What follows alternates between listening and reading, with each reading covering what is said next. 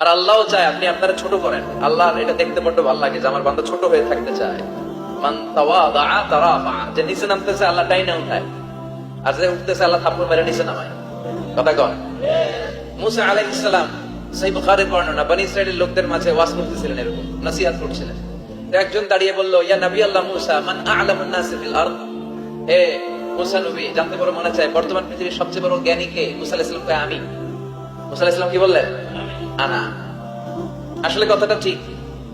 আল্লাহ যখন যে নবীকে পৃথিবীতে পাঠায় তখন তাকে সবচেয়ে বেশি জ্ঞান দিয়ে পাঠায়, সেই হিসেবে ঠিকই উনি সবচেয়ে জ্ঞানী।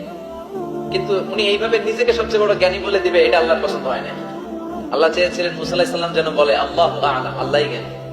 সুবহানাল্লাহ কইবেন না? কিন্তু তা না করে উনি কি করলেন? যখন বললো সবচেয়ে বড় জ্ঞানী কে, উনি হুট করে কি বলে ফেললেন? আনা, আমি। আল্লাহ এটা পছন্দ করেনি। আল্লাহ ডেকে বললেন, মুসা, ইউ আর অ্যাবসলিউটলি রং, তুমি ভুল করেছো।